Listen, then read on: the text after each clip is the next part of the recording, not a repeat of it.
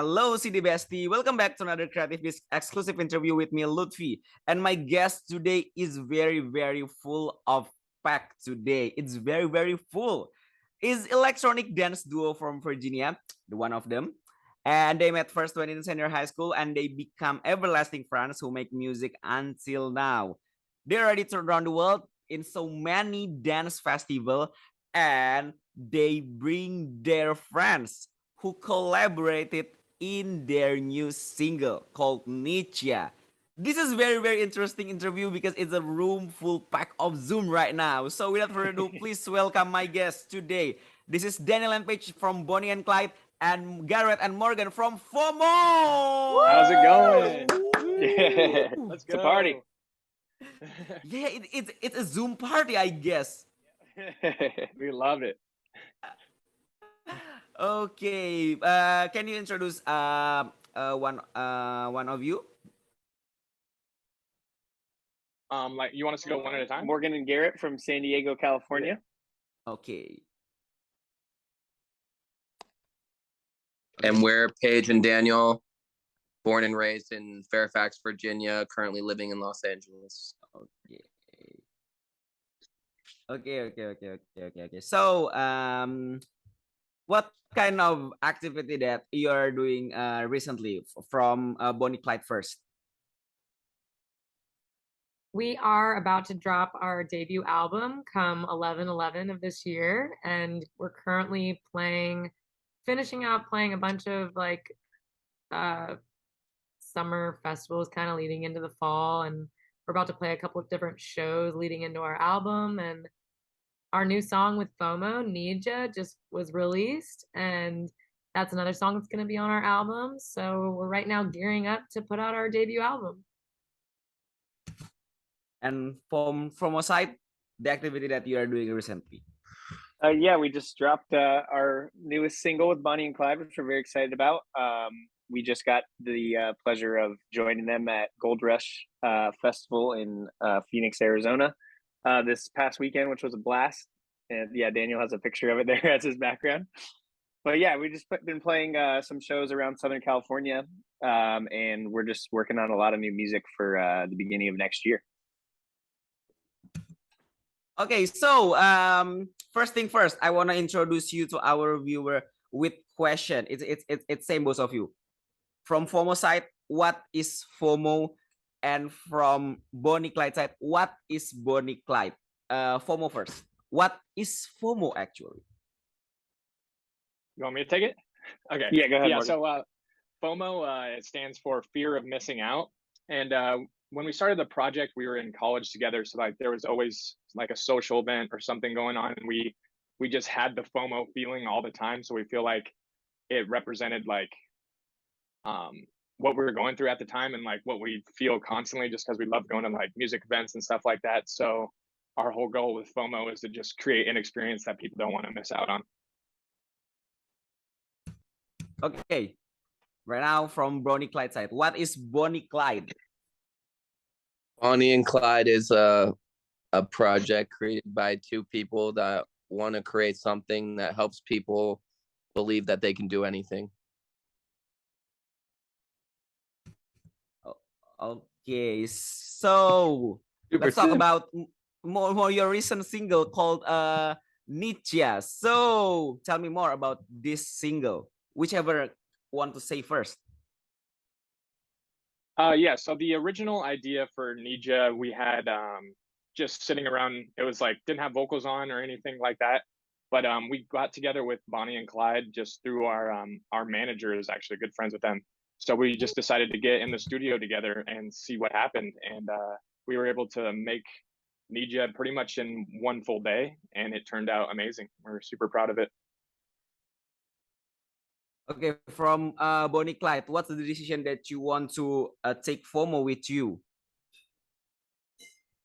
We got together from a mutual friend, and when we got into the studio, it was just pretty easy flowing, the way that we all got along, and our visions aligned when we were creating this song together. And it actually was one of the fastest songs we've ever put together, truly, when it came to all our personalities in the room being on the same level, and the ideas behind the record came together very smoothly, and we all got really excited, and we all realized that this was something special. And yeah, and I think it is something special. This is like a song that the world, I think, it's going to take over. It's a really relatable, touching record that also gives a really awesome energy on the dance floor. So Okay, so what's the concept behind Nietzsche's song? You know, because I think it's like a chill out. It's like a more chill out. It's like a more house things in on this new track. What's the inspiration, or maybe like what's the story behind the inspiration behind the lyric and the music itself? Yeah, so take over. yeah, so many people as the party's going on. Yeah, so the the main message for Nija is just for like that feeling that you get when you're going through a rough patch in a relationship, and we kind of wanted the overall message to be open-ended so that people can apply their own message to it.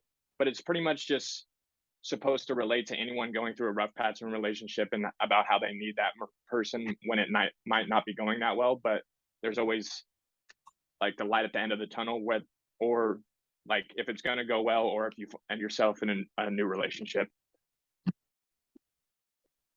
Well, I think it's very very a deep meaning about this song. Okay, so onto the next question. Like,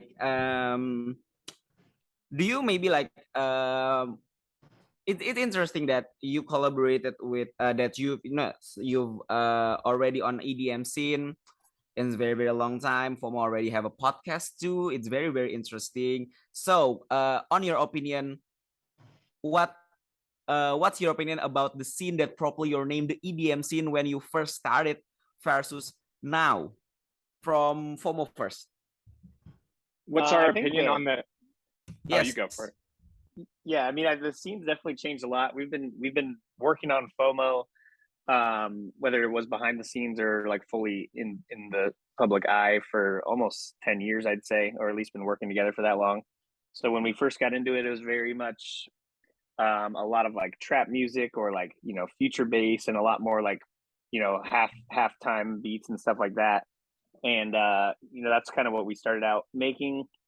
And then there was a very heavy kind of divide where everything kind of went like heavy dubstep or like house. So we kind of found ourselves in like a weird middle position, because we had always been making house music as well, and we kind of just weren't super hyped on the music we were making anymore, and made a big pivot into the more house club music scene, and then kind of moving even further away into like more vocal forward stuff. So I think the scene's changed a lot, but I think it's been for the better. I think as the scene gets older, everyone's tastes have kind of matured, and it's in a really cool place right now. Is it like same from Bonnie Clyde? I think when we first started, it's exactly what they were saying. The scene was, there's like progressive house, there's trance, there was, at least that we're talking about the North American market right now, because obviously around the world there's different styles of music resonating. But when we're talking about North America, there was much more diversified, I felt.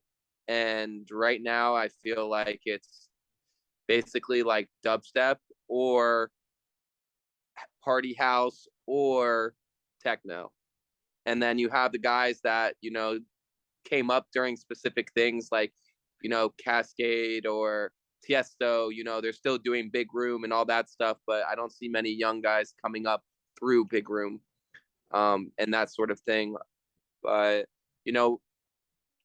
it's just going to keep recycling. Different genres are going to pop up and be the thing, and a few artists are going to come up from those things.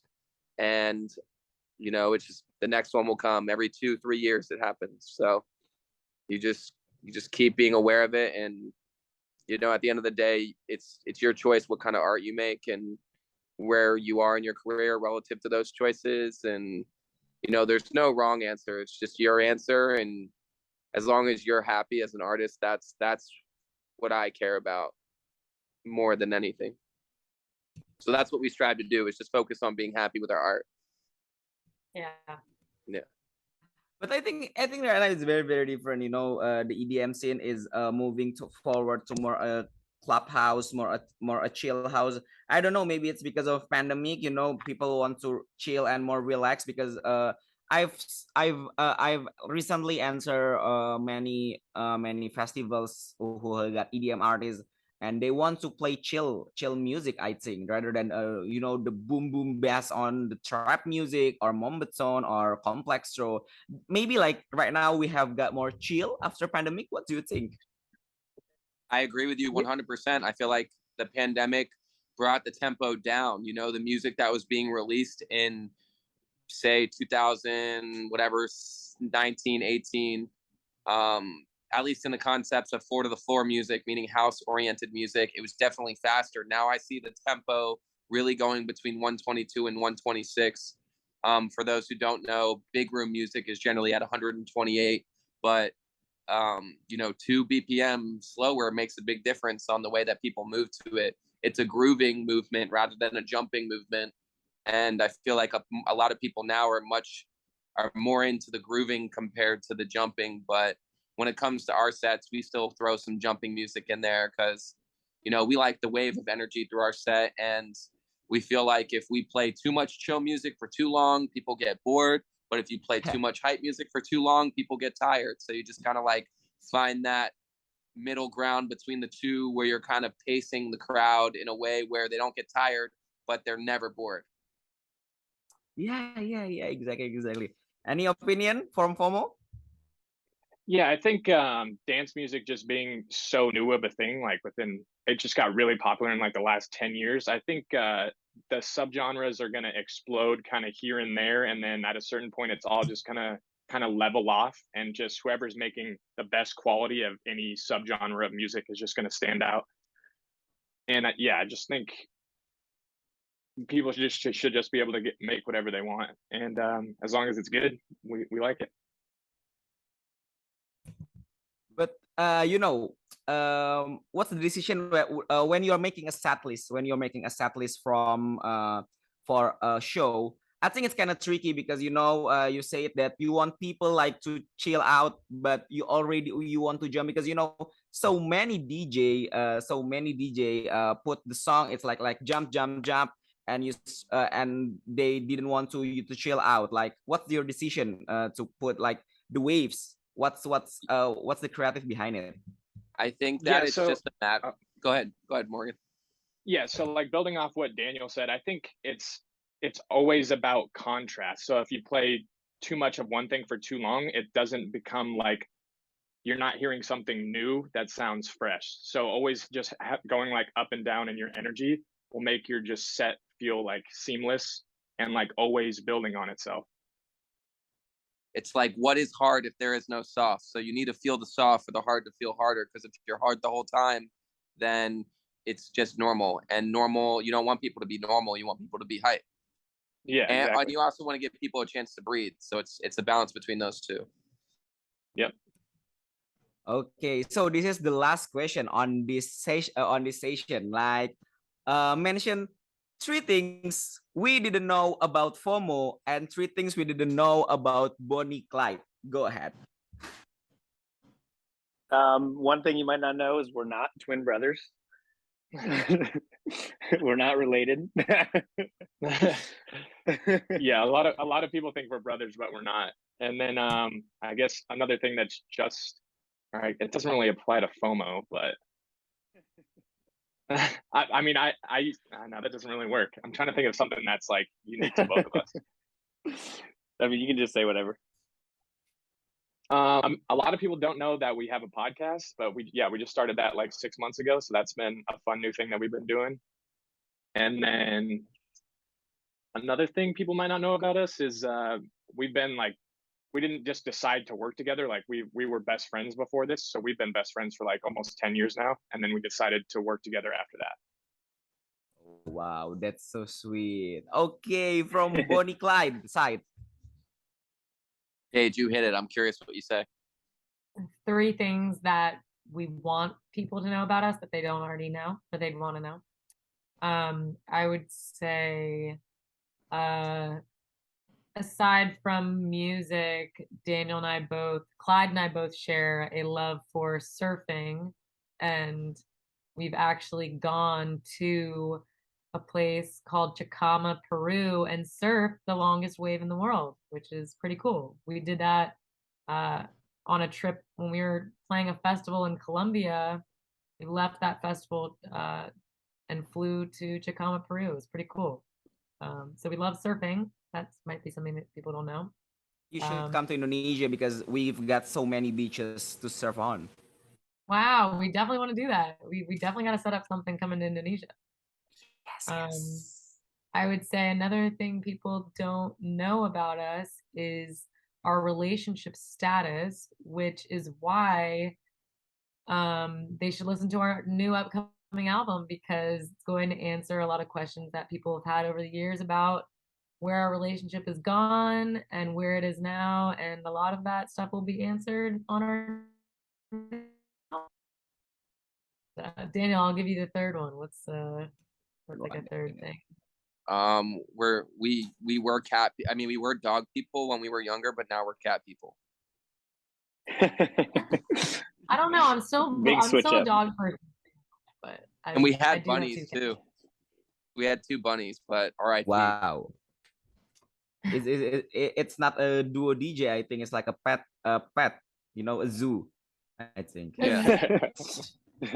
Not anymore. I have just 2 cats, but I mean, they're still.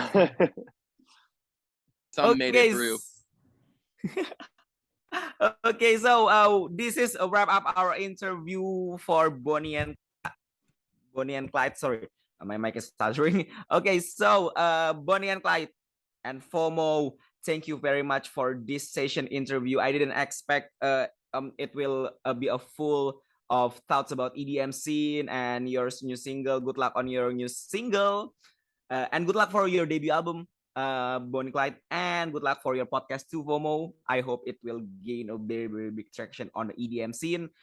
So thank you very much for having me. I'm Lutfi from CreativeDisc. See you on another interview. Bye bye. Thank you. All right, thank you. Thank you so much.